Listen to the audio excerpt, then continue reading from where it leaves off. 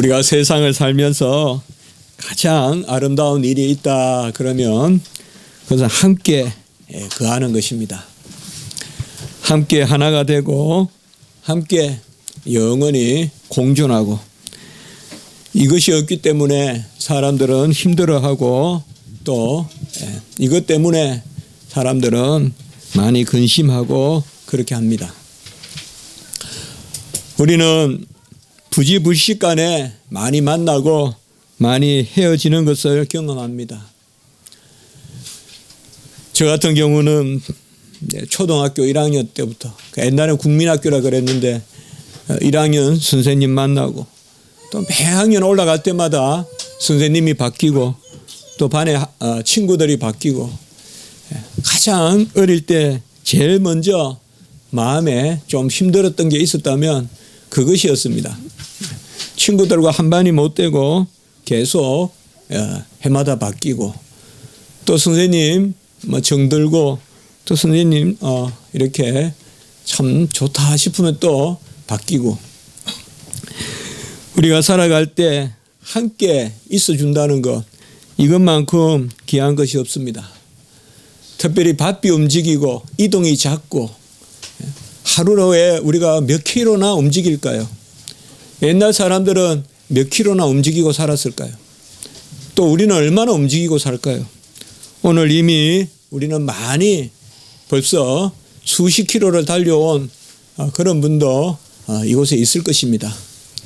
우리는 이동이 작고 또 만남과 헤어짐도 많고 이런 가운데 있기 때문에 사뭇 익숙해지지만은, 그럴수록 더더욱 우리 마음에 새겨지는 것은 함께 있는 그 즐거움, 또 함께 있는 것에 대한 그리움, 이런 것이 우리 안에 항상 있습니다. 누군가 나와 항상 함께 하여 준다면 그 사람이 좀 부족하더라도 얼마든지 우리가 끌어안고 또 친근하게 살 수 있을 것 같은 그런 마음을 갖게 되는데, 특별히 현대인의 삶은 너무 매몰차게 떠나고 또 떠나고 나면 잊어버리고 기억조차 하지 않는 이런 것들을 우리가 많이 볼 수가 있습니다. 우리가 예배를 드린다는 것, 성찬을 거행한다는 것, 또 말씀을 듣는다는 것, 이것의 가장 중요한 핵심은 바로 예수 그리스도를 기념하고 예수 그리스도와 우리가 하나됨을 우리가 다시금 새기고 또 그 가운데 소망하는 것입니다.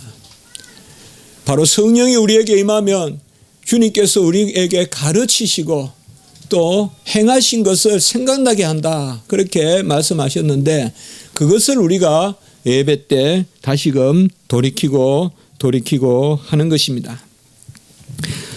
성령은 우리에게 임하면 떠나가지 아니하십니다. 저는 그게 감사합니다. 그게 감사합니다. 성령은 떠나지 아니하신다는 것, 성령은 항상 함께 있다는 것, 또 성령은 우리 몸이 성령의 전이고 우리 몸에 성령이 오시면 그 성령이 항상 함께 계시고 성령은 거처를 옮기지 않는다는 것, 그것이 정말 감사합니다.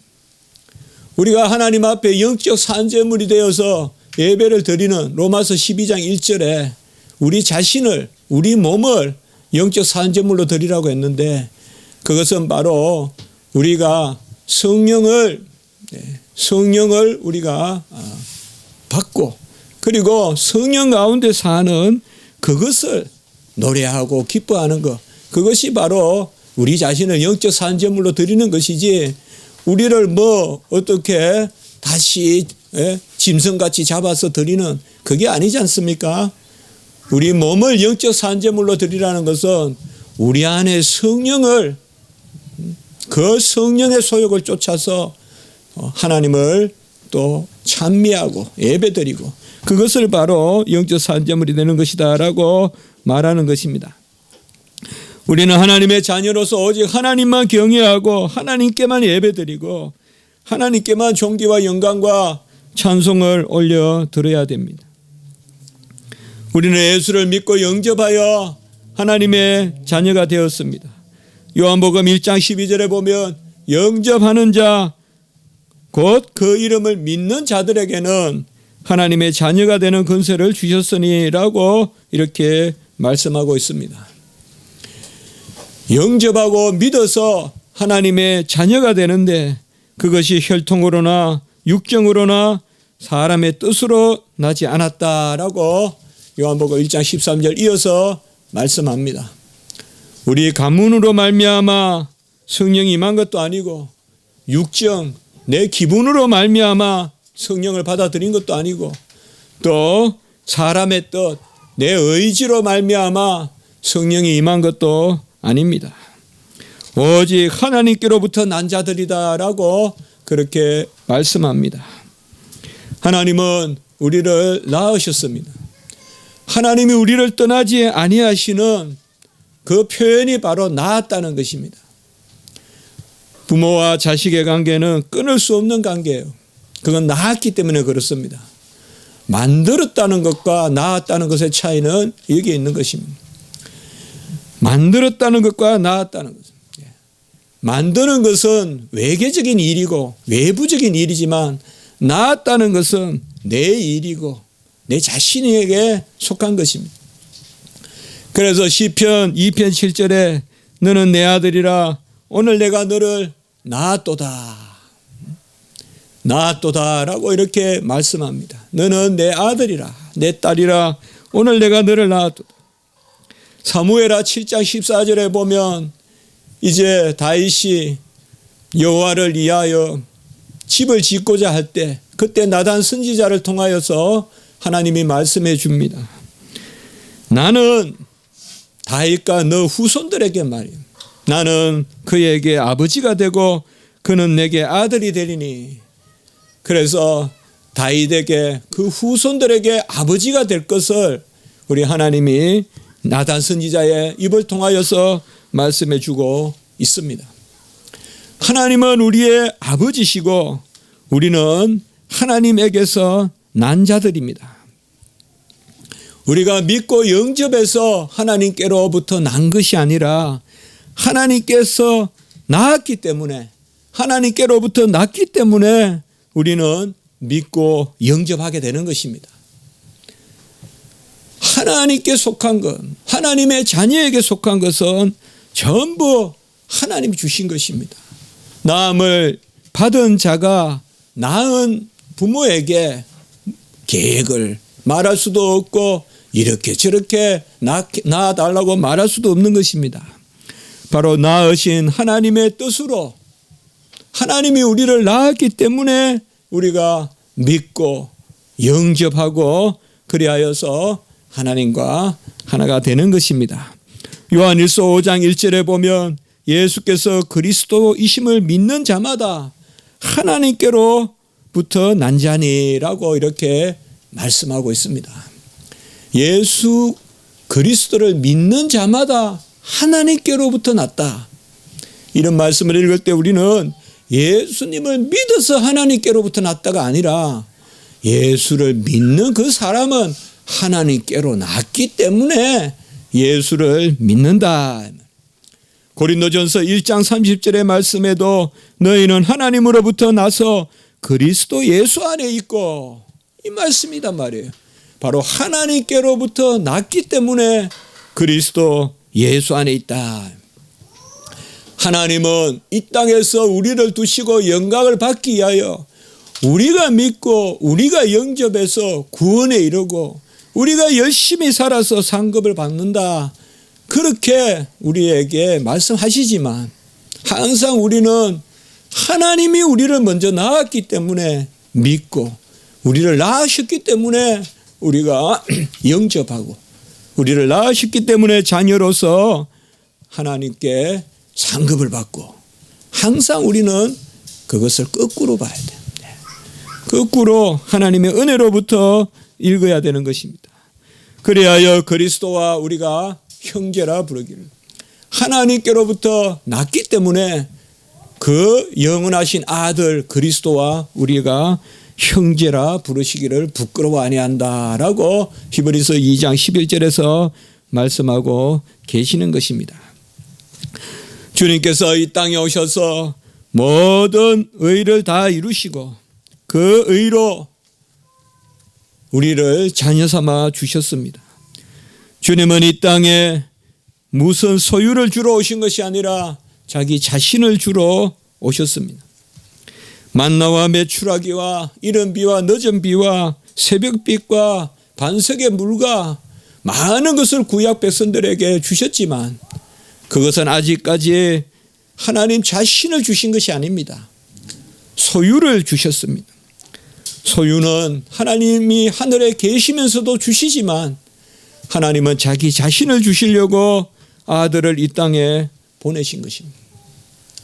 하나님이 자신을 주셔서 우리와 영원히 함께 사시려고 아들을 이 땅에 보내신 것입니다. 자신을 버리사 향기로운 제물과 희생 제물로 예수 그리스도께서 드려지셨습니다. 에베소 5장 25절에는 교회를 위하여 주님이 자신을 주셨다라고 말씀하셨고 갈라디아 1장 4절에는 우리 죄를 대속하기 위하여 자기 몸을 주셨다라고 그렇게 말씀했습니다. 히브리서 9장 11절에서 14절에서는 흠없는 자기를 하나님께 드린 그리스도의 피가 우리를 구속했다라고 이렇게 말씀했습니다. 우리가 새기고 또 새길 것은 또 기념하고 기념할 것은 하나님이 우리에게 주신 것이 아닙니다.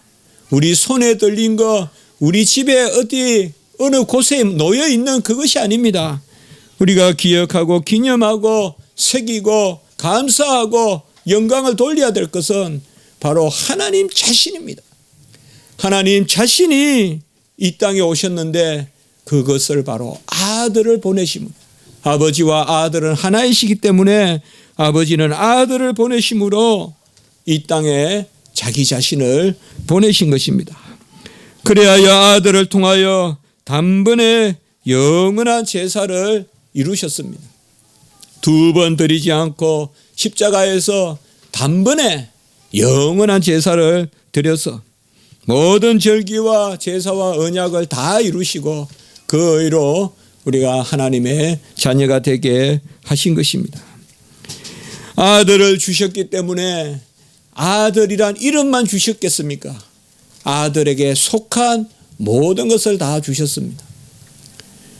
그래서 아들을 주신 분은 이 모든 것을 더하여 주시는 것입니다.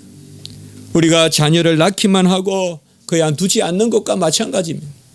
자녀에게 이름만 주는 부모가 어디 있겠습니까? 너는 누구다 이름만 부르는 것이에요. 자녀에게 이름을 준다는 것은 너는 내 것이라 바로 다 보호하고 지키고 그 이름을 부여한다는 것은 바로 내가 다 책임을 지고 끌어안겠다 그 말씀 아니겠습니까? 로마서 8장 32절에 보면 자기 아들을 아끼지 아니하시고 모든 사람을 위하여 내어주시니가 어찌 그 아들과 함께 모든 것을 주시지 아니하시겠느냐라고 이렇게 말씀했습니다. 아들을 주신 분이 어찌 그 아들과 함께 모든 것을 주시지 않겠느냐라고 말씀하신 것입니다. 이러한 아들이 어떻게 우리 안에 들어오십니까? 이 아들은 이 땅에 오셔서 우리를 위하여 모든 의를 이루시고 이 아들이 이제 우리 안에 들어오시는데 그것이 바로 보혜사 성령의 임재인 것입니다. 보혜사 성령이 우리 안에 임함으로 예수 그리스도가 우리 안에 들어오신 것입니다. 주님이 다 이루신 모든 의는 자기 자신을 주신 의고 그 자기 자신을 우리에게 주시기 위하여 이제 성령을 우리에게 내려주시는 것입니다. 그래서 보혜사 성령을 받으면 예수 그리스도를 받는 것이요 예수 그리스도께 속한 모든 것을 누리고 그 가운데 함께 하나가 되는 것입니다. 그래서 예수 그리스도와 함께 자녀가 되고 예수 그리스도와 함께 상속자가 되는 것입니다. 다 누리는 것입니다. 우리가 다 누린다고 했을 때 집에서 상속자는 모든 것을 다 누리죠. 그렇다고 해서 모든 떡을 다 먹고 모든 빵을 다 먹는 게 아니죠. 그러나 다 누리는 거죠. 그것은 바로 하나님이 우리에게 필요하신 것은 다 주시고 자녀로서 우리를 보호하시고 인도하신다는 것입니다. 갈라디아서 2장 20절에 보면 그런즉 이제는 내가 사는 것이 아니요 오직 내 안에 그리스도께서 사시는 것이다 라고 이렇게 말씀했습니다. 우리 안에 그리스도가 사십니다. 떠나지 않기 위하여 아예 안으로 들어오셨습니다. 밖에 있으면 떠납니다. 여러분, 우리는 동행하는 것, 함께 있는 것, 이것이 가장 큰 약속입니다.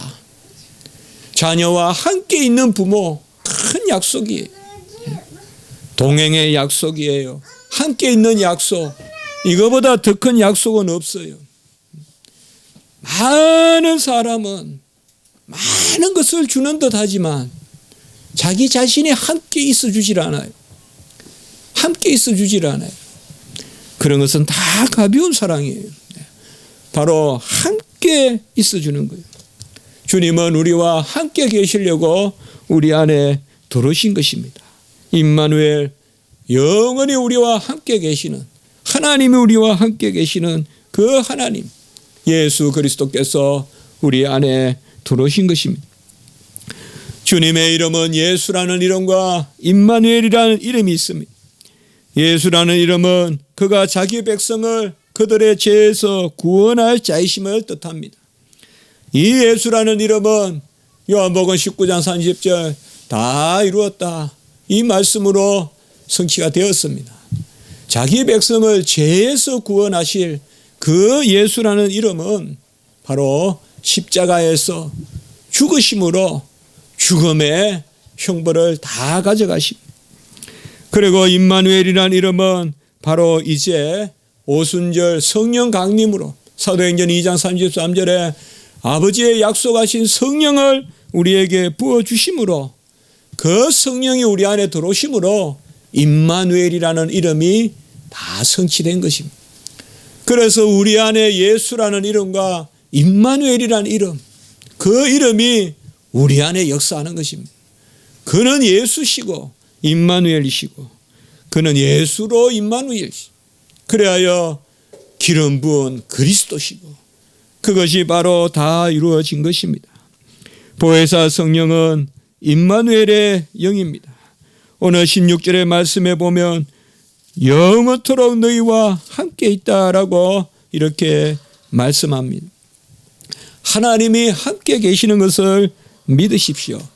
하나님은 언제나 어느 곳이거나 함께 계십니다.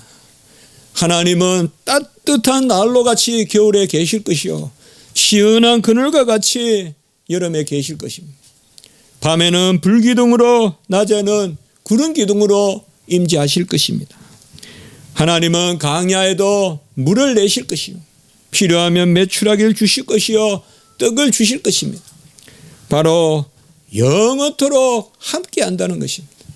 함께 한다는 것은 그저 공존한다는 것이 아닙니다.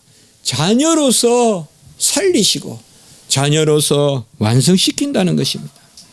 마태복음 28장 20절에 보면 볼지어다 내가 세상 끝날까지 너희와 항상 함께 있으리라. 믿습니까? 우리 주님께서 말씀했습니다. 성천하시면서 말씀하셨어요. 볼지어다 내가 세상 끝날까지 너희와 항상, 강조했어요. 끝날까지 항상 너희와 함께 있으리라 라고 이렇게 말씀했습니다. 하나님은 우리와 함께 계십니다. 야곱의 돌베개에도 그 사닥다리로 나타나시고 떨기나무 불꽃 가운데서 하얀 가운데서도 나타나시고 다니엘의 세 친구가 불에서 덩실덩실 춤을 추는데도 손을 잡고 나타나시고 우리 주 예수 그리스도는 함께 계십니다. 우리와 함께 계시고 떠나가지 아니하십니다. 하나님이 우리와 함께 계신다는 이 믿음이 가장 큰 믿음입니다. 어떤 어떤 형편에서건 어떤 상황에서건 하나님이 함께 계신다. 깊은 곳에 갇혀 있더라도, 아주 은밀한 곳에, 이곳이 어딘지도 모를 곳에 갇혀 있더라도 하나님이 함께 계신다 그러면 우리의 심령에 빛이 비칠 것이요, 우리가 살 수 있습니다. 하나님은 우리와 함께 계십니다. 하나님의 떠나심이 죽음입니다. 우리는 죽음을 두려워합니다. 그러나 육체의 죽음을 두려워하지 마십시오. 육체의 죽음은 아무것도 아닙니다. 하나님의 안식에 이르는 통과 과정일 뿐입니다. 우리는 영적인 죽음을 두려워해야 돼요. 그것은 바로 하나님이 떠나시는 거예요. 그러나 영적인 죽음도 두려워할 필요가 없어요. 왜요? 보혜사 성령은 한번 임하면 떠나가지 아니하시기 때문에. 그래서 우리는 이래나 저래나 두려워할 죽음이 없는 것입니다.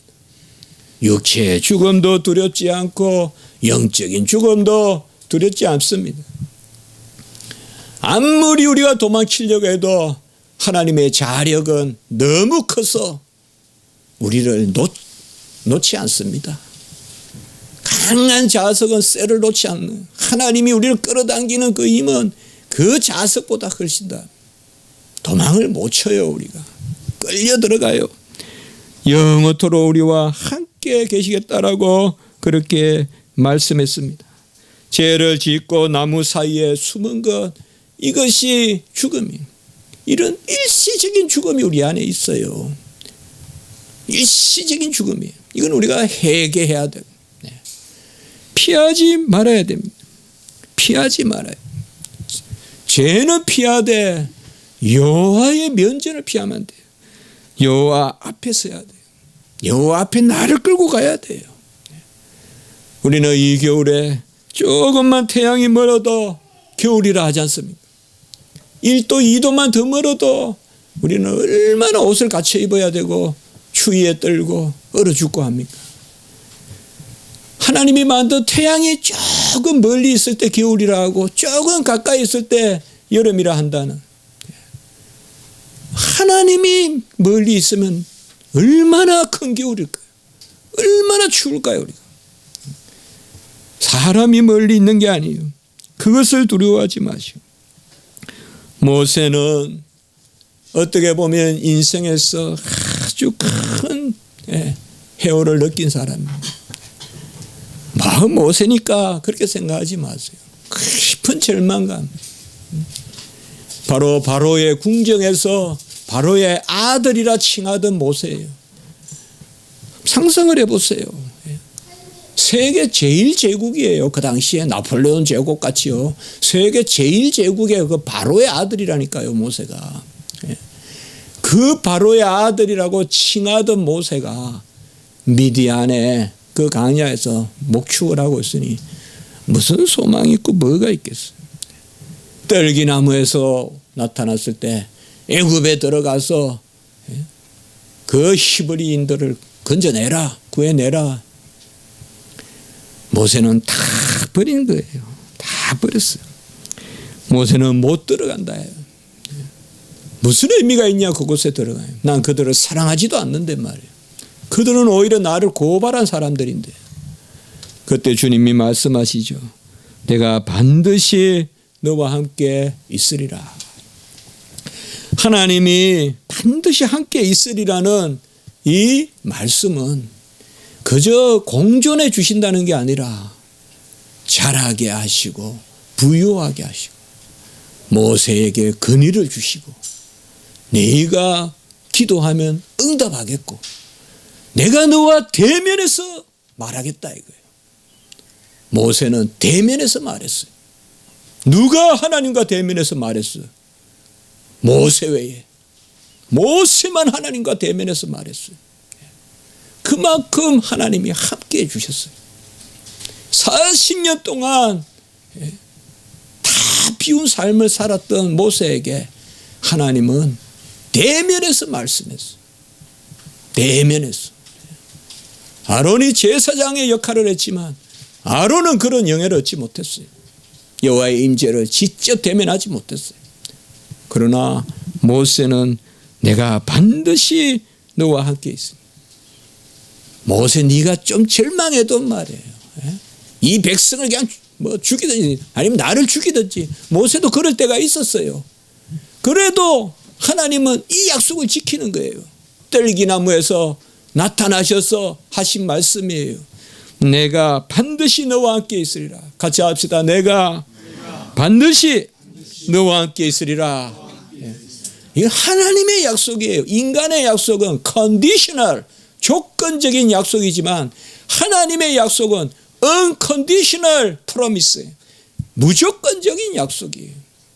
우리가 좀 못한다고 해서, 우리가 좀 좌절한다고 해서, 아이고 뭐 이러냐 저러냐 한다고 해서 하나님이 함께 하시는 것을 철회하지 않았어요. 그걸 다 미리 보시고 약속하신 것이요. 내가 너와 함께 있으리라. 보혜사 성령은 하나님이십니다. 그저 물체가 아니고 그저 현상이 아니고 그저 능력이 아닙니다. 제3위 하나님이십니다. 성부 성자 성령 하나님이십니다. 인격이십니다. 안전하시고 무한하십니다. 변개치 아니하시는 성령님이십니다. 그러므로 우리 안에 임하시면 떠나지 아니하십니다. 보혜사 성령은 한 번 임하면 떠나지 아니하십니다. 언제나 우리와 함께 계시고 우리를 이끄십니다. 우리를 조절하시고 통치하시고 우리를 주장하십니다. 우리에게 필요한 것을 간혹은 먼저 알려주십니다. 우리는 우리가 필요한 것을 알고 하나님은 늦게 도와주신다고 생각할지 몰라도 우리가 필요한 것을 먼저 알려주십니다. 무엇을 구해야 될 건지 우리가 깨닫게 하십니다. 어떨 때는 우리가 아무 생각 없는데 그날따라 아주 간절하게 구할 것을 성령이 알게 하십니다. 그걸 이루어 주십니다. 그리고 구하게 하시고 이루어 주십니다. 아하스 때 아람왕 르신과 이스라엘의 배가 그 당대 그 두 이스라엘과 아람이 연합을 해서 유다를 쳤대. 아하스 왕이 모든 백성들이 그냥 사시나무 떨듯이 숲에 바람이 그냥 바람에 숲이 흔들리듯이 다 두려워할 때 하나님이 그때 징조를 주셨죠. 바로 처녀가 잉태하여 아들을 낳을 것이요 그의 이름을 임마누엘이라 하리라. 우리는 이런 말씀을 많이 봤습니다. 우리 교회만큼 이 말씀을 많이 나누는 교회도 드물 것입니다. 바로 보혜사 성령은 임마누엘의 영이다. 오늘날 우리의 모습 또 조금 눈을 넓게 열어 우리 교회나 한국 교회의 모습 무엇이 가장 큰 우리가 문제냐 혹은 무엇을 가장 우리가 회복해야 되느냐. 첫 번째가 바로 임마누엘 하나님, 하나님과 함께 하는 것을 우리가 회복해야 됩니다. 하나님과 함께 있는 것을 즐거워하고 하나님과 함께 있는 것을 가장 깊은 기쁨의 근원으로 여기고 그것을 회복해야 됩니다. 하나님과 함께 있는 것이 요식행위가 되어버리고 그저 일상의 일부가 되어버리고 마지못해 내 양심에 힘 안 들 정도로 내가 그저 때우는 것이 되고 그런 것들이 안 되는 것입니다. 하나님과 함께 있는 것이 가장 귀한 일이 되고 내 인생 일대 가장 큰 사건이 되고 그것이 하나님 앞에 기쁨으로 찬양으로 감사로. 저는 한국교회의 제일 문제는 임마누엘 하나님에 대한 감사가 점점 사라지고 있다는 것입니다. 하나님이 우리와 함께 한다는 그 감사 말이에요. 그 믿음 말이에요. 하나님이 우리 가정과 함께하고 우리 국가와 함께하고 내 자신과 함께하고 우리 자녀와 함께하고 이 자체를 즐거워하는 것 말이에요. 이 자체로 말미암아 감사가 떠나지 않고 기쁨이 떠나지 않는 그 마음이 없다 이 말이에요. 아무 일이 없어도 자녀는 그냥 바닥에 그냥 마룻바닥에 앉아있고 누워있고 또 자녀들을 움직이고 그때 창문에 햇빛이 착 들어온다 이 말이에요. 그때 우린 감사해야 된다 이 말이에요. 저 빛을 주신 하나님, 우리와 함께 하시는 하나님, 모든 것에 영광을 올리고 하나님이 함께 하신다는 이 믿음, 하나님을 자꾸 세우고 나무 뒤에 숨으면 안 된다. 보혜사 성령은 우리 속에 임하셨습니다. 오늘 17절의 말씀에 보면 그는 너희와 함께 거하시며 너희 속에 계시겠습니다 라고 이렇게 말씀했습니다. 성령은 우리 속에 계십니다. 만유에 계시고 우리 속에 계시고 그분은 인격자로 우리 속에 계십니다. 만유의 성령은 무인격, 비인격인 사물을 상대하지만 우리 안에 임하신 성령은 우리 인격을 상대합니다. 그래서 우리에게 속삭이고 우리에게 기도하게 하시고 우리에게 찬양하게 하십니다. 우리 속에 그리스도가 계시고 그 그리스도의 영, 로마서 8장 9절에 그리스도의 영이 우리 가운데 역사합니다. 오늘 읽지는 않았지만 20절에 보면 그날에는, 이때 그날에는 이것은 보혜사 성령을 받는 날에는 우리가 보혜사 성령 다 받았습니다. 오늘 20절에 보면 내가 아버지 안에 너희가 내 안에, 같이 합니다. 내가 너희 안에 있는 것을 너희가 알리라. 주님이 우리 안에 있는 것을 너희가 안다고 했습니다. 여기 안다는 것은 머리로 안다는 것도 되지만은 모든 삶 가운데 주님이 우리 안에 있다는 것을 알게 하신다는 뜻입니다. 우리가 무슨 연구해서 알게 되리라 그게 아니라 모든 것을 알게 되리라. 봄날에 싹이 피면 생명이 있는 것을 알듯이 말이에요. 주님이 우리 안에 계시니까 우리가 살아나고 힘이 나고 다시금 일어서고 감사하고 이게 아는 것이라 이 말이에요. 내가 너희 안에 있는 것을 알게 되리라 라고 이렇게 말씀했습니다. 영원하신 독생자가 아버지의 품 안에 있듯이 우리도 그와 함께 하나님의 품속에 거하게 된다는 것입니다. 우리 속에 계신 성령을 근심시키지 말고 우리 안에 계신 그 성령의 소욕대로 사는 것, 이것이 바로 하나님의 면전에서 사는 것입니다. 코람데오입니다. 우리가 하나님의 면전이라 그러면 마치 하나님이 저쪽에 계시고 그 앞에 이렇게 생각할 필요가 없잖아요. 하나님이 어느 쪽에 계세요? 모든 곳에 계시는데 그 무엇이 하나님의 얼굴 앞에 서는 거예요? 내 안에 성령의 소욕을 쫓는 것, 그게 하나님 면전에 서는 거예요. 무슨 하나님 면전이 어디 있어요? 그 하나님 내 안에 계세요. 우리 안에 영으로 계세요. 디모데전서 1장 5절에 보면 청결한 마음과 선한 양심과 거짓이 없는 믿음, 이것이 바로 코람데오예요. 여호와의 면전에 서는 거예요. 같이 합시다. 코람데오. 여호와의 면전에서 사는 거예요. 우리 안에 청결한 마음을 가져야 돼요. 비워야 돼요. 부인해야 돼요. 덕지 붙어 있는 거 좀 떼어내야 돼요. 정말 떼어내야 돼요. 열심히 그릇을 닦고 열심히 벽도 닦고 열심히 곰팡이도 제거하지만 내 속의 것은 얼마나 제거하고 삽니까 우리가? 내 속의 것은 얼마나 제거하고 사냐고요. 10일이면 보름이면 곰팡이도 피고 시커먼 것도 묻고 내 속에는 얼마나 묻어 있을까요? 이거 우리가 걷어내야 돼요. 이게 여호와 앞에 사는 거예요. 청결한 마음을 가져야 돼요. 그리고 선한 양심이에요. 두 마음을 품어서는 안 돼요. 여기서 말 다르고 저기서 말 다르고 이 사람 대할 때 다르고 저 사람 대할 때 다르고 이렇게 하면 안 돼요. 두 마음을 품지 않아야 돼요. 그리고 거짓이 없는 믿음을 가져야 돼요. 거짓이 없는 믿음은 말씀을 그대로 받는 믿음이에요. 말씀을 그대로 받을 때 우리는 겸손해집니다. 말씀을 그대로 안 받는 거 교만이에요, 그게.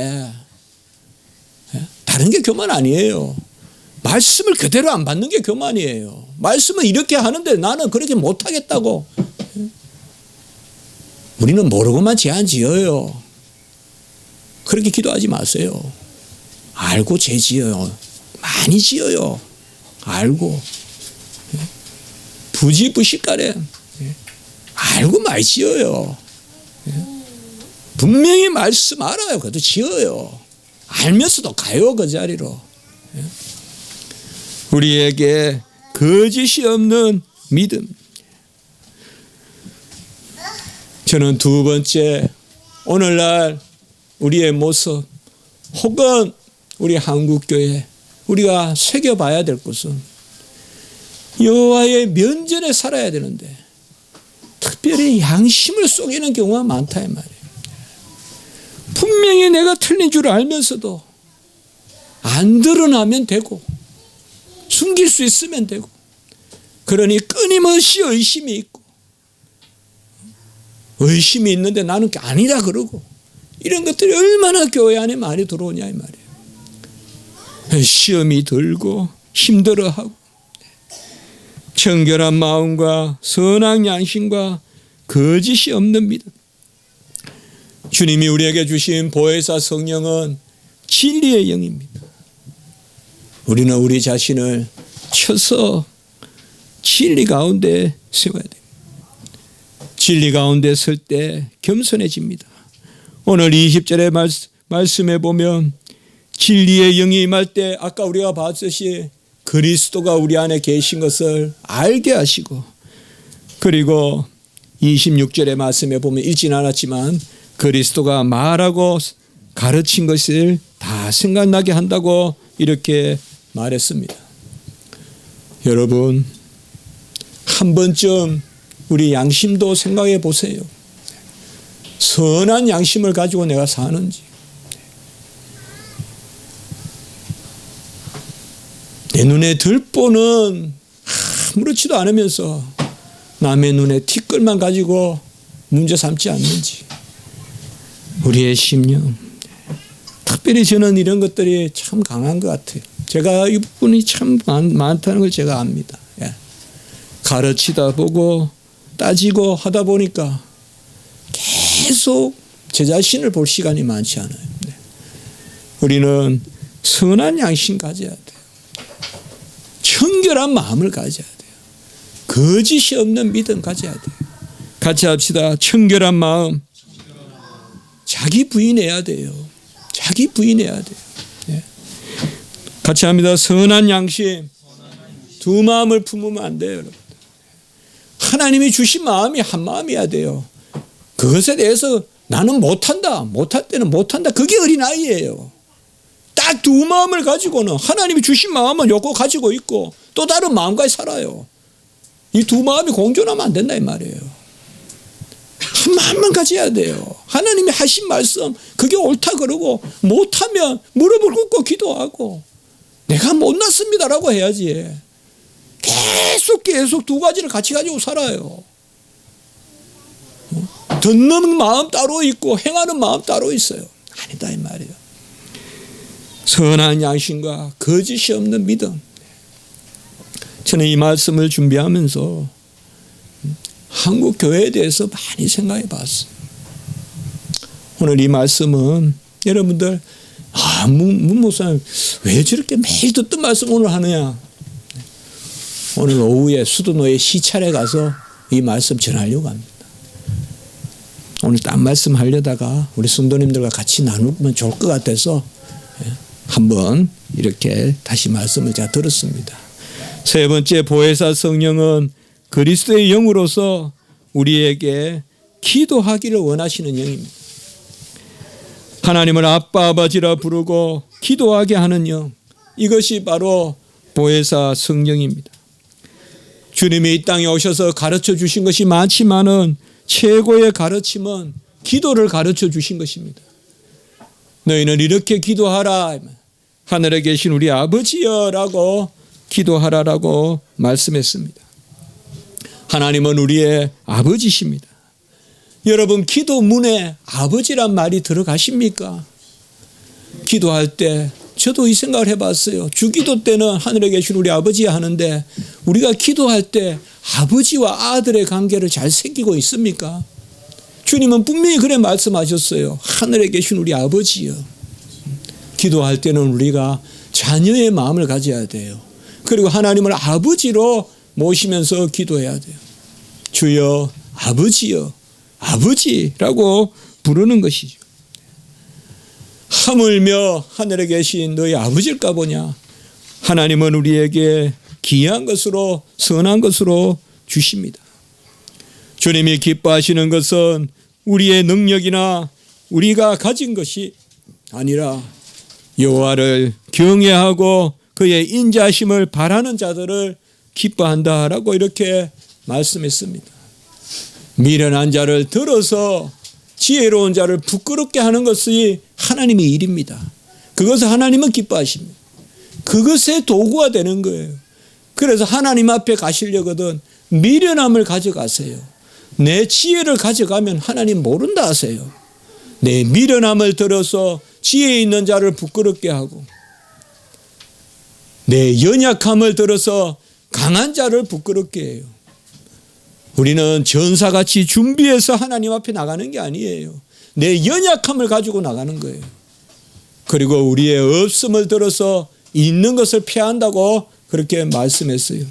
우리는 하나님 앞에 내가 가진 것 무엇 그것을 헤아리러 나가는 것이 아니라 없는 것을 가지고 하나님 앞에 나아가서 하나님이 우리를 들어서 있는 것을 피하는 것입니다.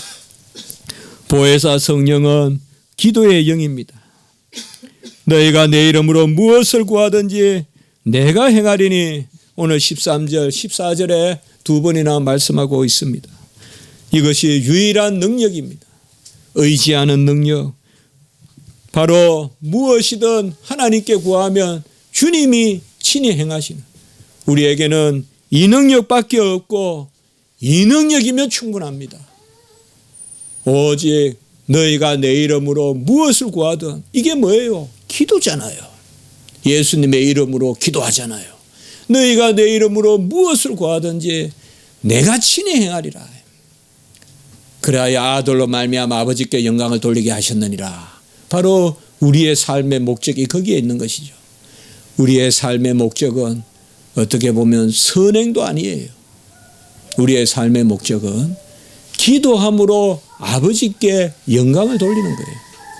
우리의 부족함과 연약함과 우리의 이 불완전함을 가지고 이 지상의 나그네의 삶을 사는 동안에 열심히 기도하고 간구해서 회복되고 성장하고 그것을 통하여 아버지께 영광을 올려드리는 것, 이것이 바로 우리가 이 땅에 사는 그 목적이라는 것입니다. 여러분, 우리가 어떤 조건을 가지고 기도 제목을 삼고 있습니까? 그것은 부질없는 것입니다. 기도의 본질은 무엇이든 하나님께 구하고 하나님의 뜻 가운데서 그것이 이루어지는 것, 그것이 바로 기도의 본질입니다. 우리가 아들의 이름으로 무엇을 구할 때 오늘 12절의 말씀에 보면 너희는 나보다 큰 일도 한다라고 말씀했습니다.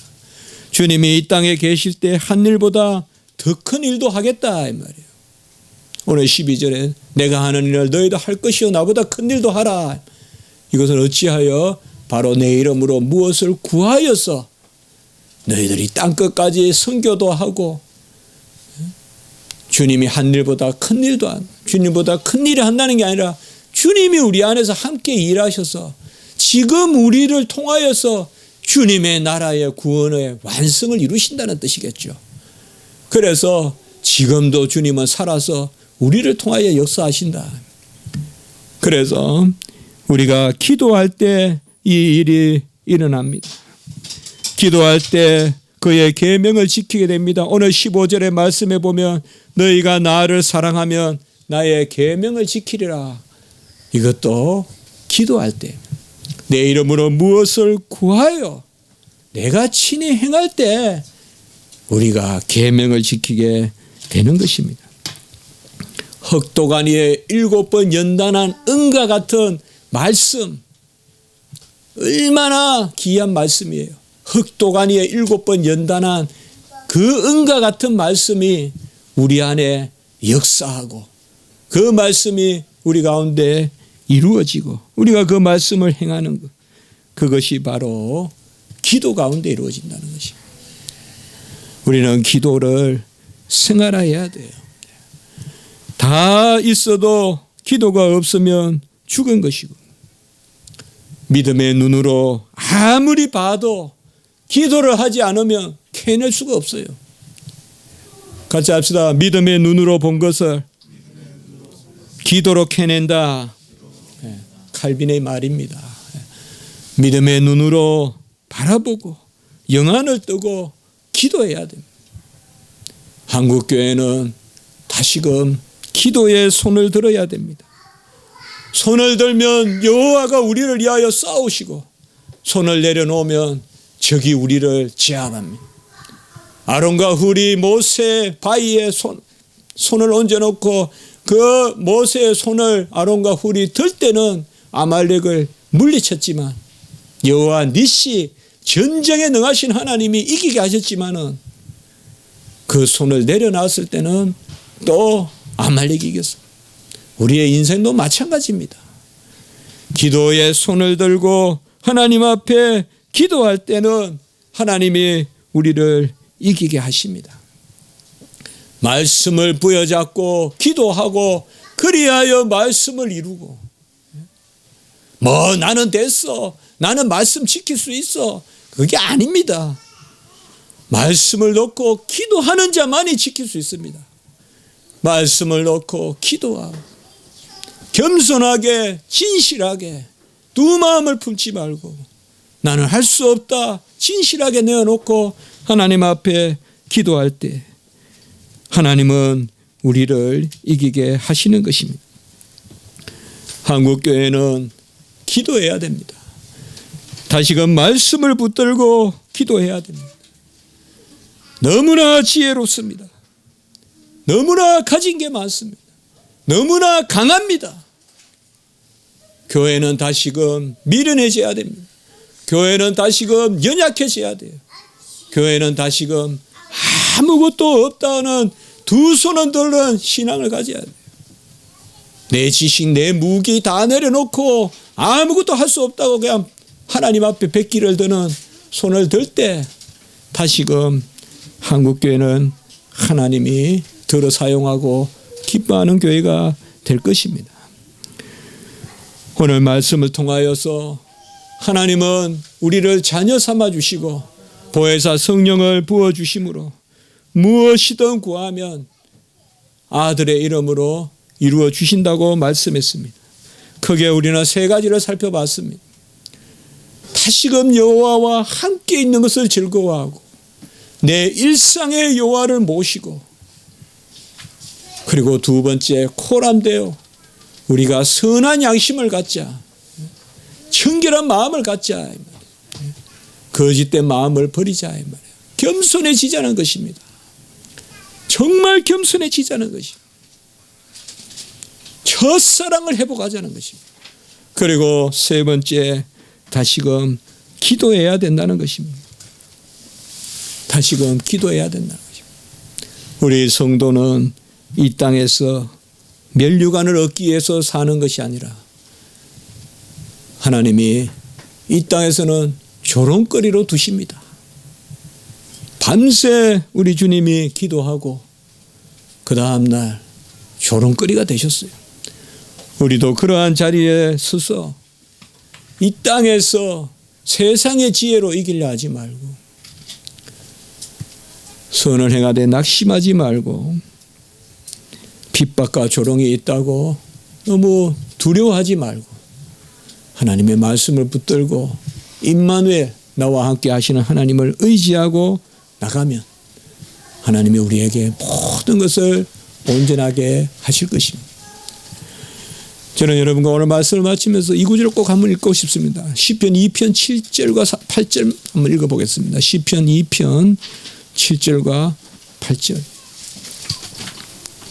자녀 삼아 주셨어요. 여호와께서 우리를 낳으셨어요. 육신의 부모를 잘 공경하면 땅에서 장수하고 잘 된다고 했어요. 네가 잘 되고 땅에서 장수하리라고 약속했어요. 그리고 에베소의 말씀에 나오죠. 그러나 하나님의 자녀는 어떤 약속이 있을까요? 오늘 7절과 8절 시편 2편 7절과 8절 한번 읽어보겠습니다. 시작. 내가 여호와의 명령을 전하노라. 여호와께서 내게 이르시되 너는 내 아들이라. 오늘 내가 너를 낳았도다. 내게 구하라. 내가 이방 나라를 내 유업으로 주리니 내 소유가 땅끝까지 이르리로다. 아멘. 바로 7절에서 내가 너를 낳았다. 보혜사 성령이 임하여 우리가 자녀가 되었다. 8절에 뭐예요? 같이 합니다. 내게 구하라. 자녀로서 구하란 말이에요. 구하면 마지막에 뭐예요? 내 소유가 땅끝까지 이르리라 라고 이렇게 말씀했습니다. 기도드리겠습니다. 거룩하고 자비로우신 하나님 아버지, 모든 의를 다 이루신 예수 그리스도의 공로로 말미암아 우리가 그리스도와 함께 자녀가 되고 상속자가 되어 이제 모든 것을 땅끝까지 유업을 얻게 하시니 감사합니다. 이 믿음으로 살게 하시고 이 믿음으로 이기게 하시옵소서. 이 믿음으로 여호와께 영광을 돌리게 하시옵소서. 기도하는 우리 자신이 되게 하시고 기도하는 가정이 되게 하시고 우리가 모든 일 가운데 여호와를 함께 모시고 어느 곳이든 함께 하시는 여호와로 말미암아 기뻐하는 저희들의 삶이 되게 해 주시옵소서.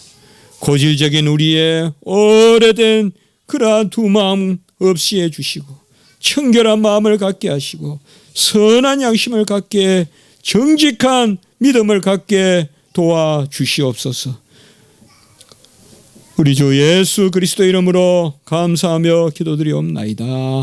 아멘.